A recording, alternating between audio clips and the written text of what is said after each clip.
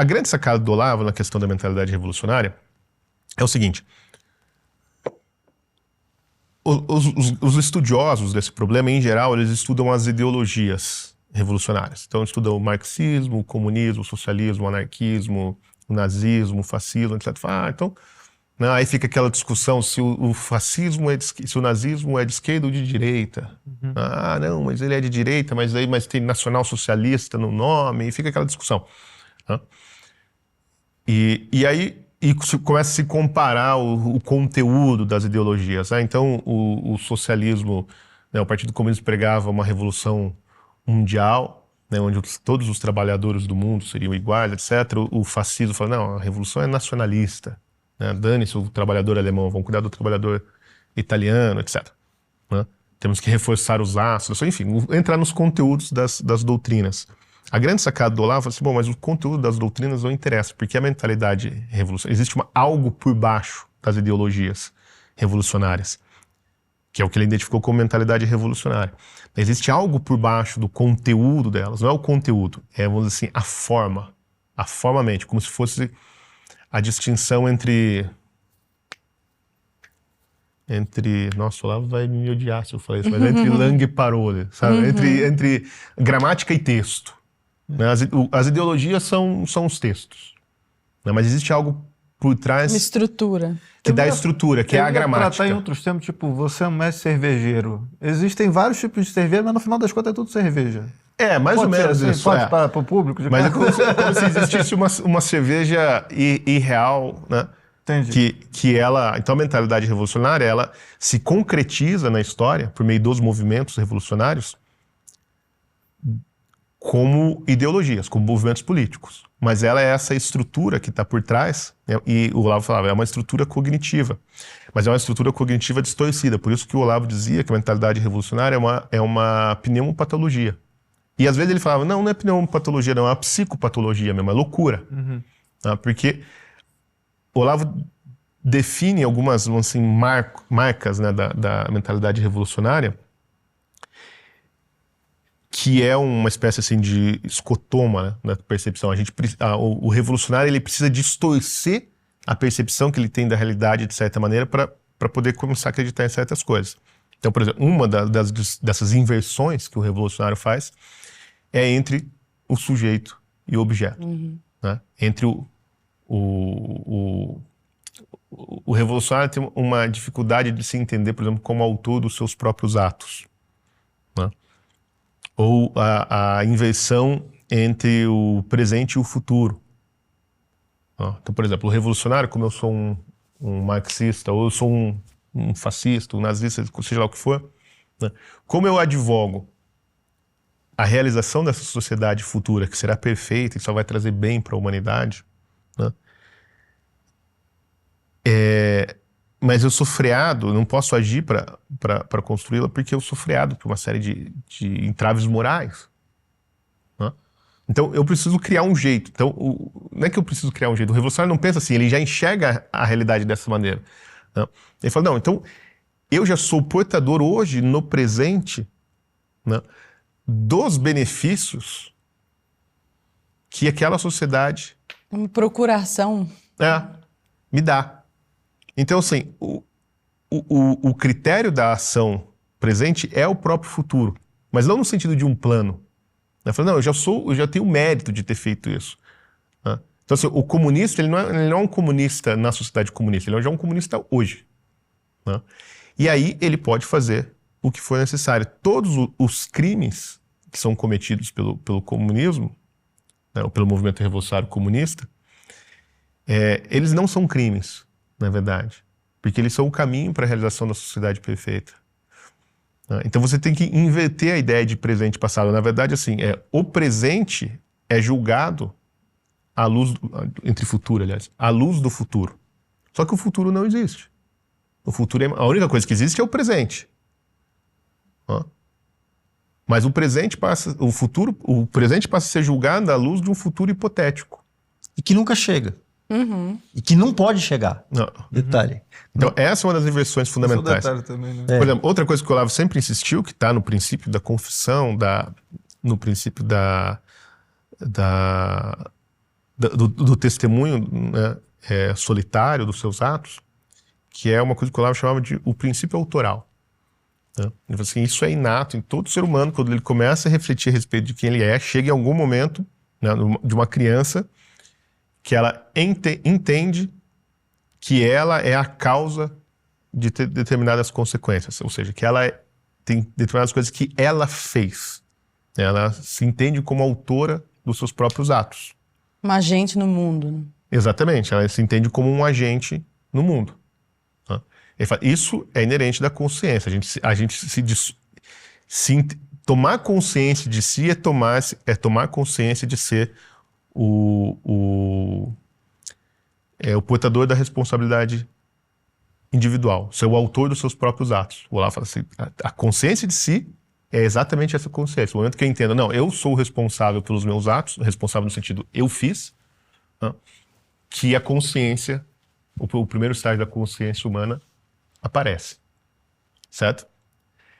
Ele fala, este princípio é o que molda praticamente toda a sociedade humana. Sem ele não tem como. Porque quando eu entendo que eu sou responsável pelos meus atos, certas coisas acontecem porque eu fiz, automaticamente eu entendo que o Breguet também tem essa consciência, que você tem essa consciência, você tem essa consciência. Todos têm a consciência autoral. É por isso que todas as sociedades podem punir os maus atos. E nenhuma sociedade no mundo surgiu para punir os atos de pessoas que não eram responsáveis por aquilo.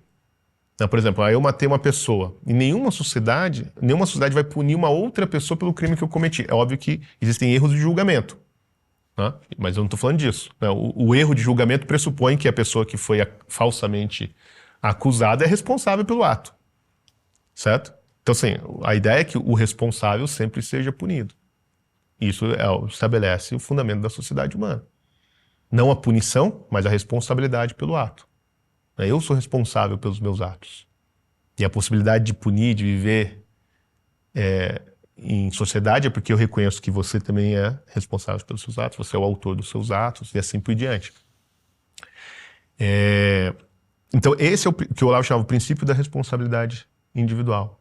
Então eu sei que eu sou responsável, o outro também é, e aí isso gera uma série de vamos dizer, obrigações sociais. O próprio conceito de justiça, né? De dar a cada um o que lhe é devido. Sim, mas se você pegar, por exemplo, mesmo o mecanismo do bode expiatório, né? O que é o bode expiatório? Ele é o responsável pelos atos ruins de todo mundo. Né? Ele leva a culpa, ele não é julgado injustamente, né? Nesse sentido, assim. Sim. Todo mundo acredita que as coisas só aconteceram por culpa do bode expiatório. Uhum. Tá? Então, assim, o princípio autoral continua existindo, mas ele é transferido para alguém momentaneamente. Então, o que acontece? Esse princípio ele é o ordenador da sociedade humana. Né? A primeira reflexão que o Olavo faz sobre como a sociedade humana pode existir é isso. Assim, ele tem uma longa reflexão sobre a consciência de si. Né?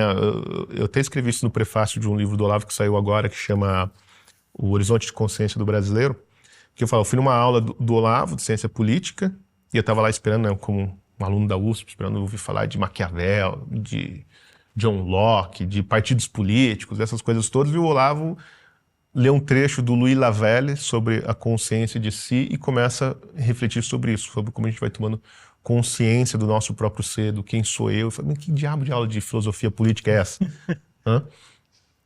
E até onde ele chega, né, por meio dessa meditação, ele chega no princípio autoral. E ele fala, e aí é quando a gente somos capazes de reconhecer no outro, que ele também tem um princípio autoral, que a sociedade humana está estabelecida.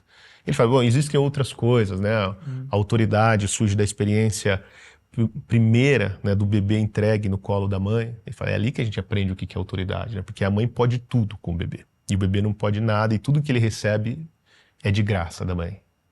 Né? Então ele fala, ali vem a nossa primeira experiência de estar entregue a uma autoridade.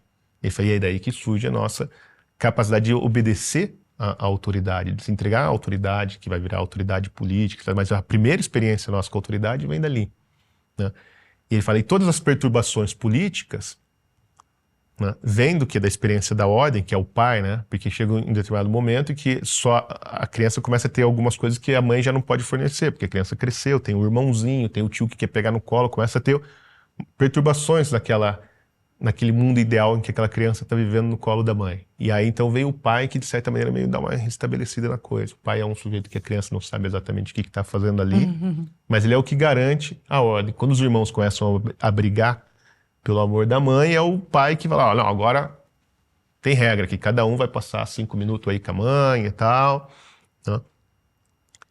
E essa é a experiência que a gente tem da ordem. A ordem, ela que restaura a paz de alguma maneira. Né? E que a gente teve essa primeira experiência de paz lá no colo da nossa mamãe, quando a gente estava lá mamando e feliz. Porque quando a nossa mãe nos dá de mamar, a gente não precisa de mais nada. A gente está pleno e perfeito quando você é um bebezinho de colo. E fala, e as perturbações políticas são tentativas de resgatar essa experiência, que é profundamente humana. Não tem como a gente não se livrar. Então todos os projetos políticos, todos os estados, as formas de governo, no final das contas, são tentativas de restaurar aquela experiência primordial, que é impossível de restaurar. Ela só é possível de ser restaurada plenamente, como diz Santo Agostinho, na eternidade. Na presença de Deus, não mais na presença da mãe. Então a ordem humana sempre vai ser imperfeita, sempre vai ser um arranjo. Quando a ordem se impõe, ou esse símbolo paterno, né, ou solar, se impõe sobre a sociedade, são tentativas provisórias de falar, ó, não dá pra gente ter a paz e a plenitude do colo materno, mas dá pra ter um arranjo aqui, onde pelo menos dá pra conviver. Mas a gente sempre fica com aquela... O coro inquieto, né, o coração inquieto. A gente sempre fica... E daí surgem as perturbações políticas, as mudanças de ordem, etc. O que o movimento revolucionário faz? Que essa é, né, é a gramática. Ele faz uma série de inversões. Mas a primeira inversão que ele faz é essa inversão do princípio autoral. O revolucionário jamais se sente responsável pelos seus atos. E isso é textual. Né? Você pega lá, tem trechos do Che Guevara, por exemplo, culpando as suas vítimas por ter obrigado o Che Guevara a matá-las. Olha o que vocês, burgueses, me obrigam a cometer. A culpa é do capitalismo, a culpa é do sistema, a culpa é tudo, é sempre de alguém. Como, por exemplo, o Briguet pode falar isso melhor do que eu, porque ele é o expert no assunto. Os julgamentos de Stalin. Sim. Todos confessaram. Né? O princípio da autoacusação, assim, é fundamental, da humilhação. É fundamental. Não era o Stalin que estava mandando matar, todos confessaram que mereciam morrer. Então, eles foram mortos porque eles realmente provocaram isso. Né? A culpa era das vítimas. Sempre. Essa inversão sempre acontece na mentalidade revolucionária. Sempre.